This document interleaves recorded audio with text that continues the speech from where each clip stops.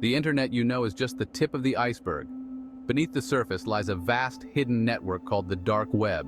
It's a place where anonymity reigns supreme, where users can browse without leaving a trace. The dark web isn't accessible through your regular browser. It requires special software like Tor.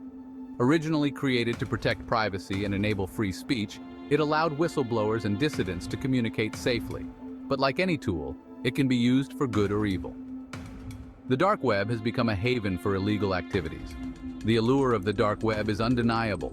It's human nature to be curious about the forbidden.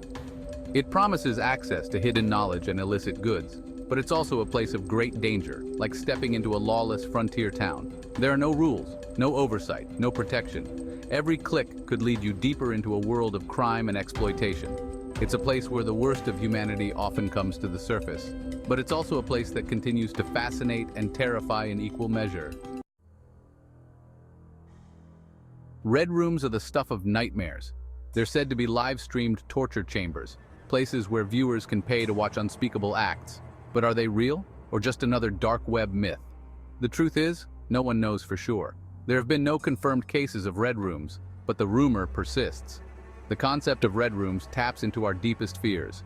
It's the ultimate violation of human dignity. The idea that someone could pay to watch torture is horrifying.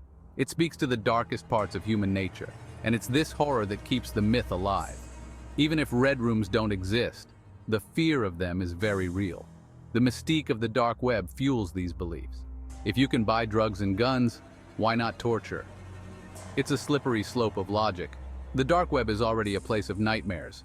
Red rooms are just the ultimate boogeyman. Whether real or not, the idea of red rooms has real consequences. It adds to the fear and mystique of the dark web. In the digital age, information is power. And on the dark web, there's a place where information becomes a weapon. Doxbin. Doxbin is a website where users can post personal information about others. Names, addresses, phone numbers, social security numbers, all laid bare for anyone to see. It's a doxer's paradise. Some users claim it's about accountability, exposing criminals or wrongdoers, but the truth is often far uglier. Doxbin is a tool for revenge, harassment, and extortion. It's a way to ruin lives with a few keystrokes, and once information is on Doxbin, it's nearly impossible to remove. Victims can face harassment, stalking, or worse.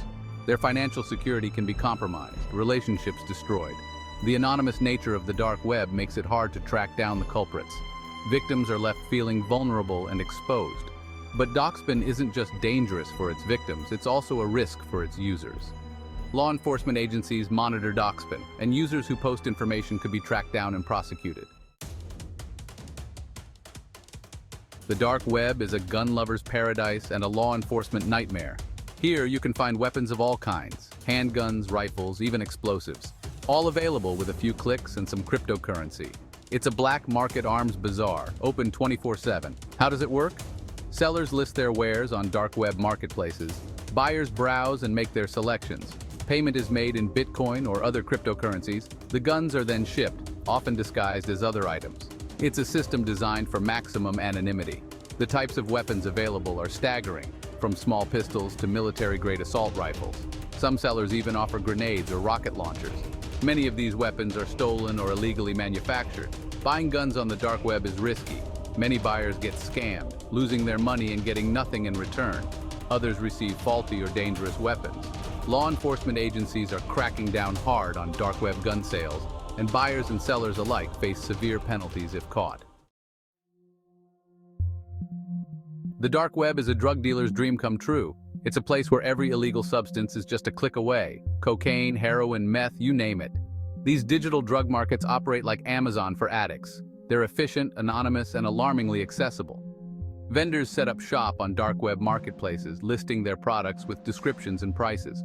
Buyers browse, make their selections, and pay with cryptocurrency. The drugs are then shipped, often disguised as regular mail. The variety of drugs available is mind-boggling. You'll find all the usual suspects: marijuana, cocaine, heroin. But there are also designer drugs and research chemicals, substances so new they're not even illegal yet.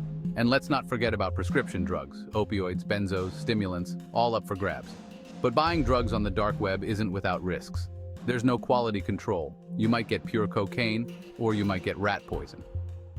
Overdoses from dark web drugs are becoming increasingly common, and law enforcement is working overtime to shut down these markets.